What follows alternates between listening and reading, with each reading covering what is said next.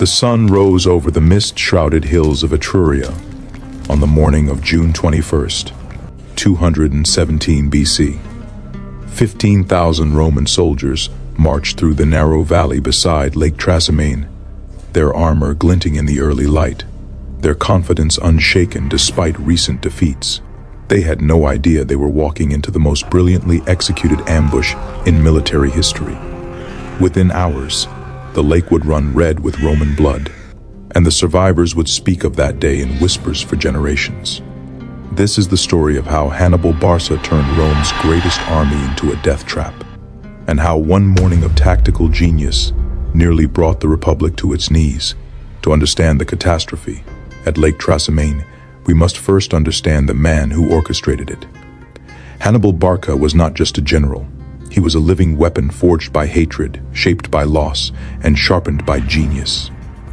Born in 247 BC in Carthage, the great North African city that Rome had humiliated in the First Punic War, Hannibal had grown up watching his people suffer under the crushing war reparations imposed by their conquerors. His father, Hannibal Barca, the legendary Carthaginian general who had never been defeated in battle, made young Hannibal swear an oath before the altar of their gods. The boy placed his small hand on the sacrificial animal and vowed eternal hatred against Rome. It was an oath that would shape the destiny of the ancient world. By 218 BC, Hannibal had become the supreme commander of Carthaginian forces in Hispania, modern-day Spain. But he wasn't content to wait for Rome to come to him.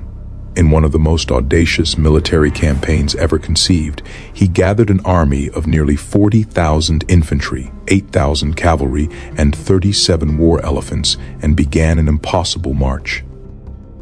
He would cross the Pyrenees, traverse the length of Gaul, and cross the Alps in autumn when the mountain passes were already filling with snow.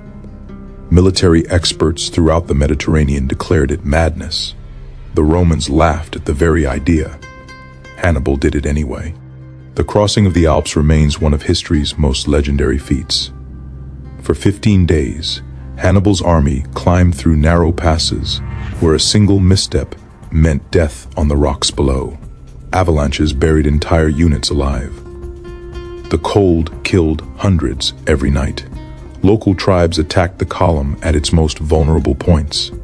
The elephants, those magnificent beasts that had terrorized so many battlefields, struggled through the snow, their African blood unused to such bitter cold.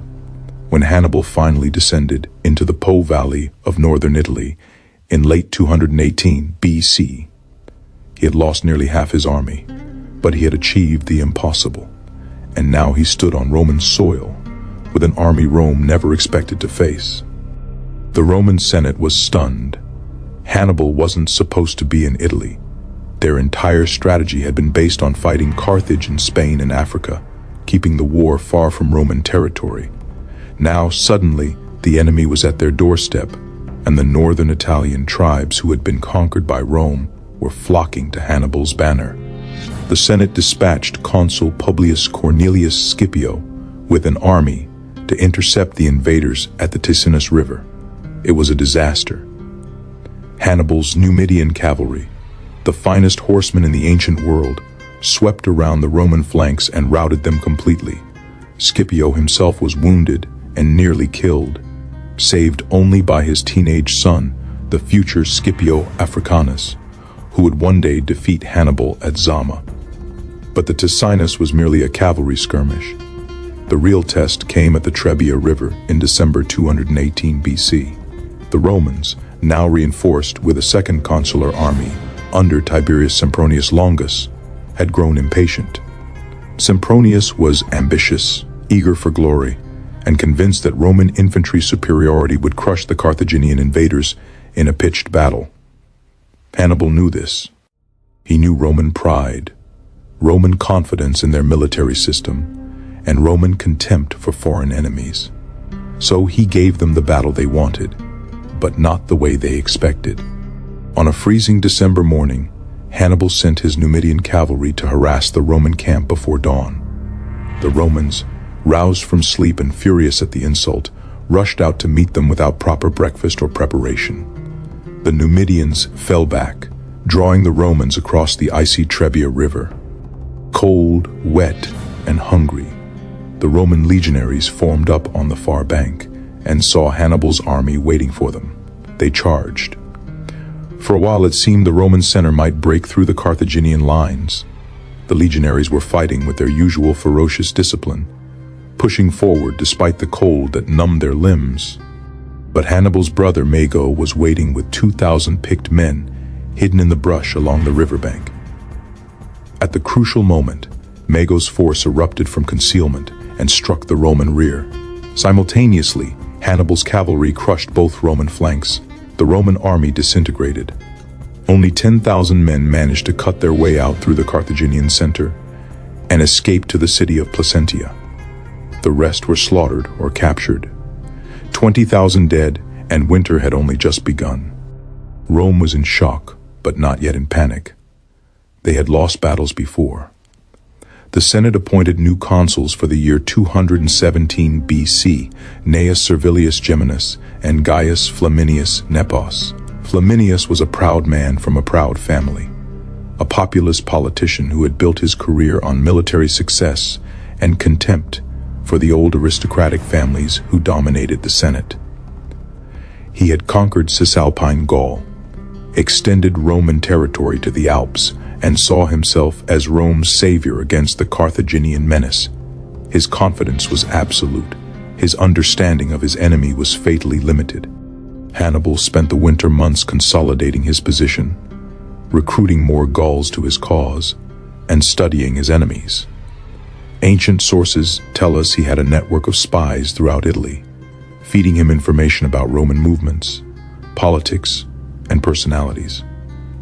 He knew about Flaminius's ambition, his hot temper, his need to prove himself, and Hannibal began to formulate a plan that would exploit every one of these weaknesses. He wouldn't just defeat Flaminius, he would destroy him so completely that Rome would tremble at the very mention of the Carthaginian name. As spring arrived in 217 BC, Hannibal began his march south through Etruria. But he took an unexpected route, one that would cost him dearly but serve a greater purpose. Instead of following the easy coastal road, he led his army directly through the Arno marshes. For 4 days and 3 nights, the army slogged through fetid swamps where the water came up to their chests. Men slept standing up, leaning on their horses, or on the corpses of the pack animals that collapsed in the muck. Disease swept through the ranks. Hannibal himself contracted an infection that cost him the sight in one eye. He rode the last surviving elephant through the marsh, staying awake for days because if he slept, he would fall into the water and drown. Ancient historian Polybius, who interviewed survivors from both sides, wrote that this march was worse than the crossing of the Alps. But Hannibal endured it because he needed Flaminius to see him as vulnerable, wounded, desperate. He needed the consul to chase him. And Flaminius took the bait. When news reached him that Hannibal had emerged from the marshes and was now ravaging the countryside of Etruria, burning farmsteads and destroying crops, the consul was outraged. This was Roman territory. These were Roman citizens being terrorized. The Senate cautioned patience, advised waiting for the other consul Servilius to arrive with his army so they could confront Hannibal with overwhelming force. But Flaminius couldn't wait.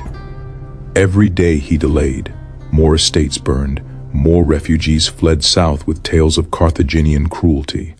His political enemies in Rome were already whispering that he was afraid. So Flaminius gave the order to march. He would catch Hannibal's weakened army, bring them to battle, and crush them. Then he would return to Rome in triumph, his reputation secured forever. Hannibal led Flaminius on a chase through the hills of Etruria, always staying just ahead of the Roman army, always visible but never quite catchable. He was like a matador with a bull, waving the red cape, drawing his enemy forward step by step toward the killing ground he had already chosen. That killing ground was Lake Trasimene. Lake Trasimene lies in the heart of Etruria, surrounded by steep hills on 3 sides. In 217 BC, the main road from the north approached the lake through a narrow valley, with the water on one side and steep, wooded heights on the other. For about 3 miles, the road ran along the lake shore in a defile barely wide enough for a few thousand men to march. It was the perfect place for an ambush, and Hannibal had spent days preparing it with meticulous care. He stationed his Gallic and Spanish infantry in the hills overlooking the entire length of the defile, hidden among the trees and in the folds of the terrain. His veteran African infantry he placed at the far end of the valley, where they would block the Roman advance once the trap was sprung. His cavalry he distributed at key points where they could prevent any escape. Every unit had specific orders. They would wait in absolute silence, no matter how long it took, until Hannibal gave the signal to attack. On the evening of June 20th, Flaminius and his army reached the northern entrance to the defile. His scouts reported that Hannibal's army had passed through and was camped beyond the valley. Flaminius could see their campfires in the distance. Victory seemed within reach. Just one more day's march, and he would have them.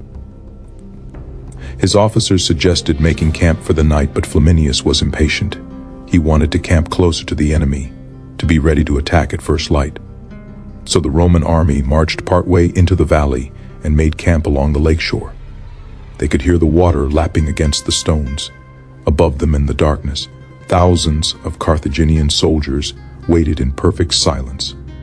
The morning of June 20 first dawned with an unusually heavy mist rising from the lake. Visibility was reduced to a few dozen yards. In any other circumstance, a cautious commander would have waited for the fog to lift before moving. But Flaminius was too close to his prey to wait. He gave the order to advance. The Roman army broke camp and began marching south along the lake road. They moved in marching column, not battle formation. The narrow defile didn't allow for proper deployment anyway.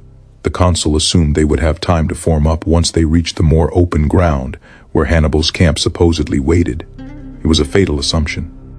The Roman column stretched for miles along the lake shore. The vanguard entered the valley first, followed by the main body, then the baggage train and the rear guard. 30,000 men walking into a trap. From the heights above, Hannibal watched and waited. He needed the maximum number of Romans inside the killing zone. Slowly, the long column filed past, the legionaries talking and joking, completely unaware that thousands of enemies were positioned above them in the mist. The sound of their march echoed off the hillsides, the tramping of thousands of feet, the creaking of wagons, the jingling of equipment. It was the sound of Rome's power, and it was about to be silenced forever.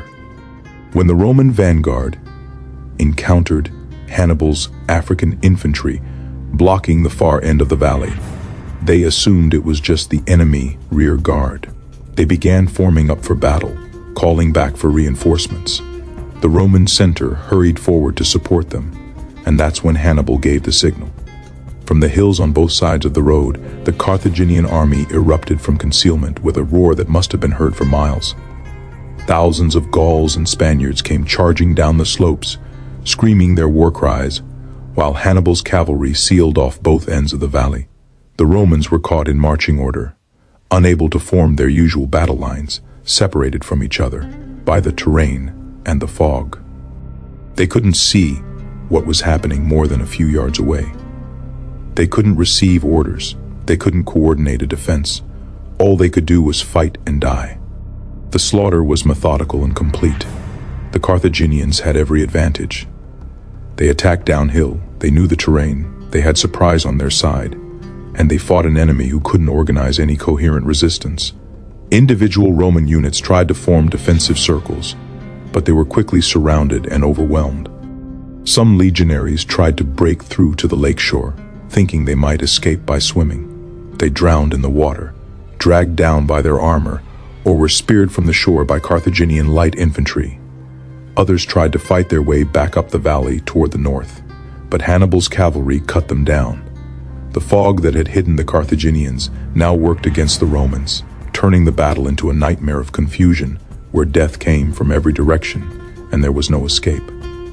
Flaminius fought desperately, trying to rally his men, trying to create some kind of organized defense.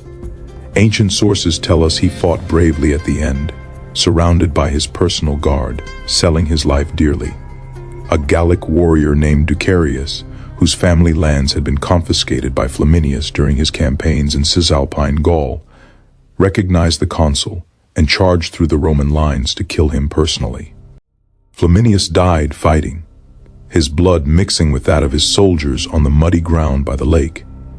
His death marked the end of any organized Roman resistance. Without their commander, without any ability to communicate or coordinate, the Roman army simply disintegrated. For 3 hours, the killing continued. 15,000 Romans died in the valley by the lake, their bodies piled so thick that the Carthaginians had to climb over the corpses to find new victims. Another 15,000 were captured, including the entire rear guard of the column, which surrendered en masse when they realized the battle was already lost. Only a few thousand managed to escape, mostly men from the vanguard who broke through the African infantry at the far end of the valley before the trap was fully closed. They fled to the nearby town of Perugia, carrying news of the disaster with them.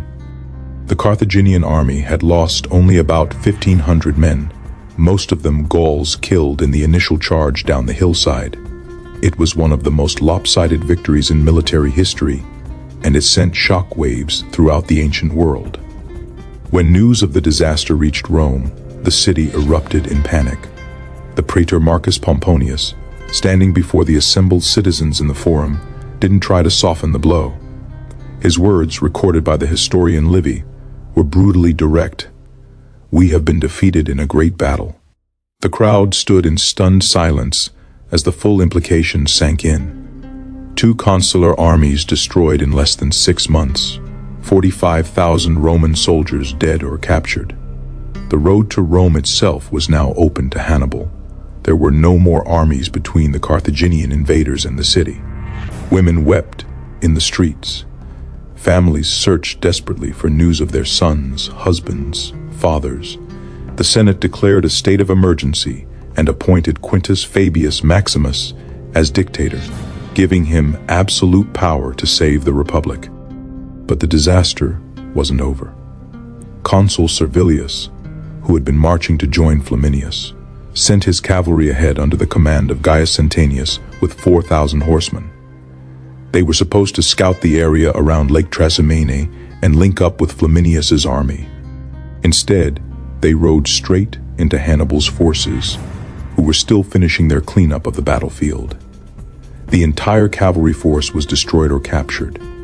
In the space of a few days, Rome had lost not just 2 armies, but nearly its entire military leadership for that year.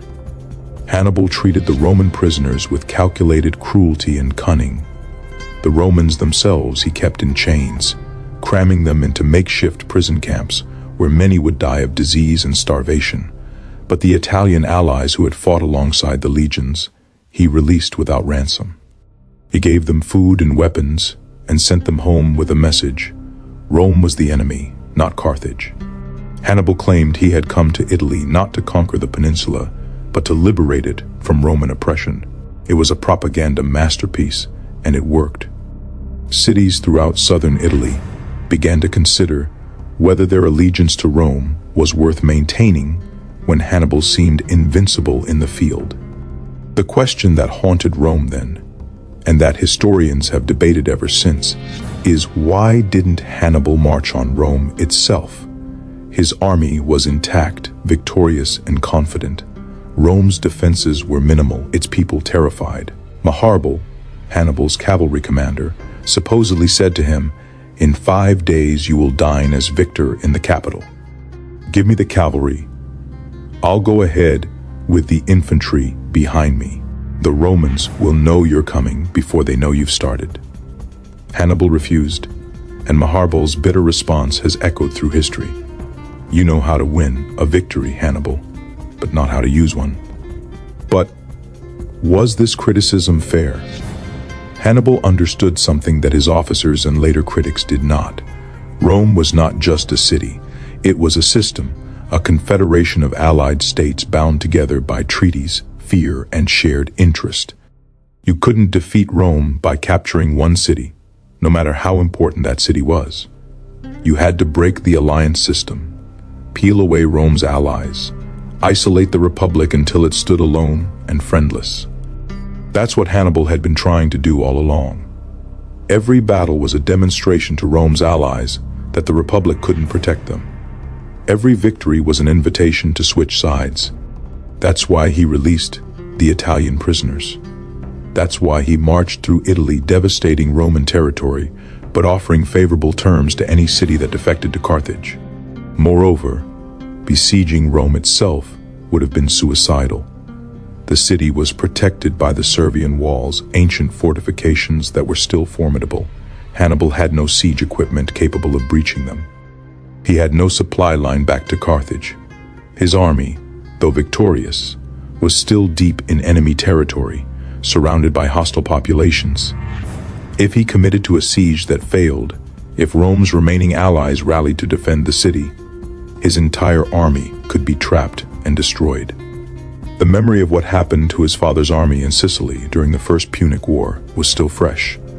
Hamilcar had won battles, but lost the war because Carthage couldn't support him. Hannibal wouldn't make the same mistake.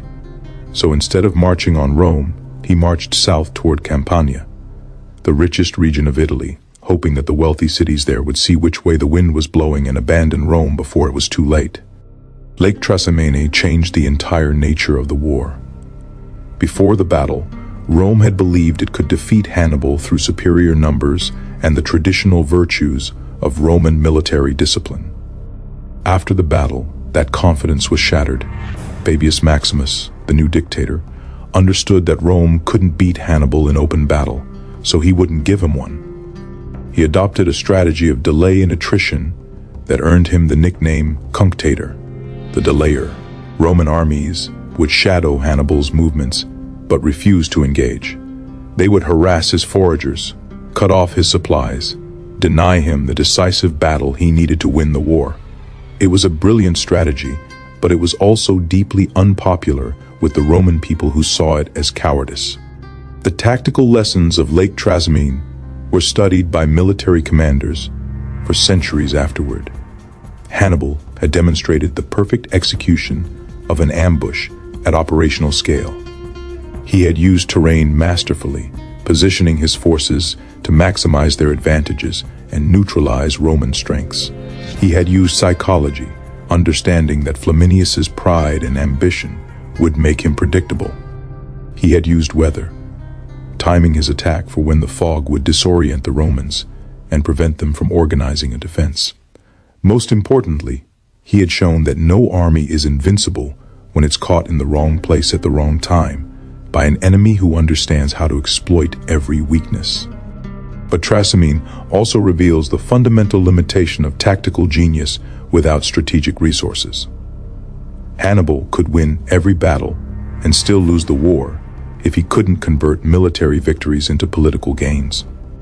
Over the next 15 years, he would continue to devastate Italy, winning another crushing victory at Cannae the following year, an even greater slaughter that nearly brought Rome to collapse. But he would never break the Roman alliance system completely. Enough cities would remain loyal, or would be too terrified of Roman revenge to defect, that Rome could continue to raise new armies despite catastrophic losses. In the end, Hannibal's brilliance on the battlefield couldn't overcome Carthage's inability to match Rome's strategic depth, its population reserves, its alliance network, and its absolute refusal to accept defeat. The bodies at Lake Trasimene were never properly buried. For years afterward, farmers plowing the fields around the lake would turn up bones, armor, weapons. The Romans considered the site cursed, haunted by the ghosts of the slaughtered legionaries. They built shrines along the lakeshore where families could come to mourn their dead. The name Trasimene became synonymous with disaster, a cautionary tale told to young officers about the dangers of pride, the importance of reconnaissance, the deadly cost of underestimating your enemy. In the generations after the battle, Roman military doctrine changed fundamentally.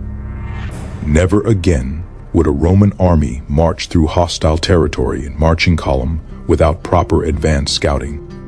Never again would Roman commanders allow pride to overcome caution when facing a brilliant enemy. The disaster at Lake Trasimene, combined with the even greater catastrophe at Cannae the following year, forced Rome to confront its own vulnerabilities and adapt.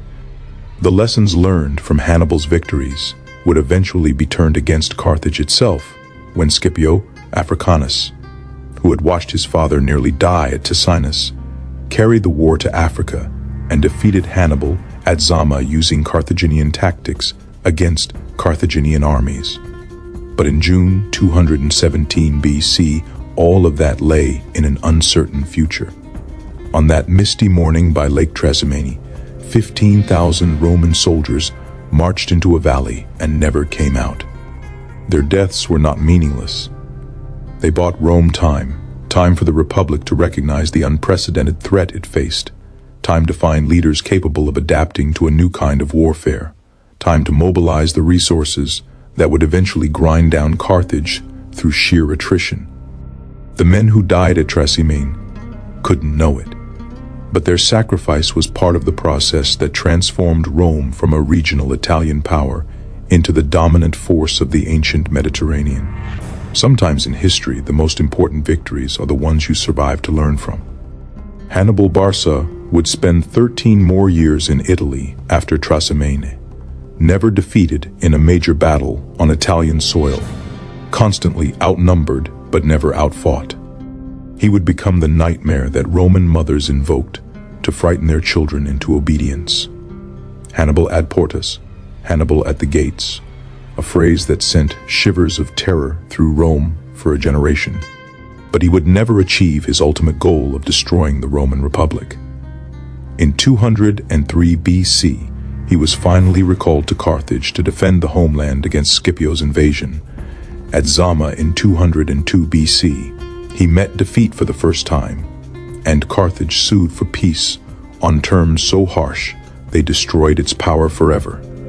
Years later, when Hannibal was an old man in exile, fleeing from Roman agents who pursued him across the Mediterranean, he was asked who he considered the greatest generals in history. He named Alexander the Great first, Pyrrhus of Epirus second, and himself third. When the questioner objected that surely he should rank himself higher, Hannibal reportedly smiled and said, "I would have ranked myself first had I not been defeated by Scipio." It was the admission of a man who understood that, in war, as in life, talent and genius aren't enough. You must also have luck, resources, and the support of your homeland. Hannibal had the first two in abundance, but Carthage never gave him the support he needed to finish what he started. Lake Trasimene stands today as a peaceful body of water in central Italy, popular with tourists and fishermen who know nothing of what happened there more than 2,000 years ago. The valley where 15,000 men died is now farmland and olive groves. The hills where Hannibal positioned his ambush are covered with modern buildings and roads. There are small monuments and markers, but nothing that truly conveys the scale of the disaster or the brilliance of the strategy that created it. Time has erased the blood and bones, but history remembers. It remembers the morning of June 21st, 217 BC, when the mist rose from the lake and death came down from the hills, and Rome learned that even the mighty can fall when they underestimate their enemies. The legacy of Lake Trasimene extends far beyond ancient military history. It appears in military textbooks as the perfect example of how to execute an ambush at operational scale. It's studied in war colleges as a case study in how terrain, weather, psychology, and preparation can overcome superior numbers and equipment. Every military leader who has ever faced a stronger enemy has looked at Hannibal's campaign in Italy and wondered if genius and audacity might be enough to overcome the odds. Sometimes it is. More often, as Hannibal himself learned, it isn't. But the very fact that we still remember his name, still study his battles, still debate his decisions more than 2 millennia later, proves that some defeats are more glorious than most victories. And some warriors transcend the final outcome of their wars to become immortal in the memory of humanity. The Romans never forgot Lake Trasimene. Even after they had destroyed Carthage, razed the city to the ground, and sown the ruins with salt so nothing would grow there, they still told stories about Hannibal. They admired him, even as they feared his memory. They recognized in him a worthy enemy, perhaps the greatest enemy Rome ever faced. And they understood something profound, that the disasters he inflicted on them, the tens of thousands of dead at Trasimene and Cannae and Trebia, had made Rome stronger by forcing it to evolve. The republic that survived Hannibal's invasion was harder, more adaptable, and more ruthlessly efficient than the one that had so confidently sent Flaminius to destroy a barbarian invader. In a strange way, Hannibal had helped create the empire that would eventually rule the known world, though he would have been horrified to know it.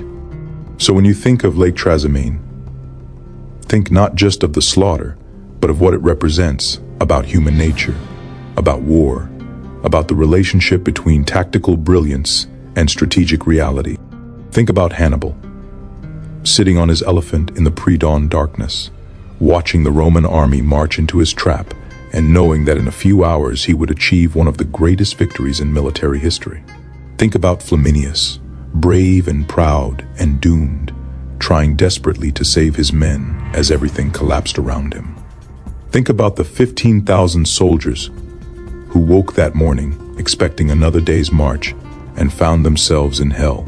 Their stories, their courage, their mistakes, and their deaths echo across the centuries, reminding us that wars are fought by human beings with all their virtues and flaws, and that sometimes history turns on a single morning when the fog rises from a lake and nothing will ever be the same again.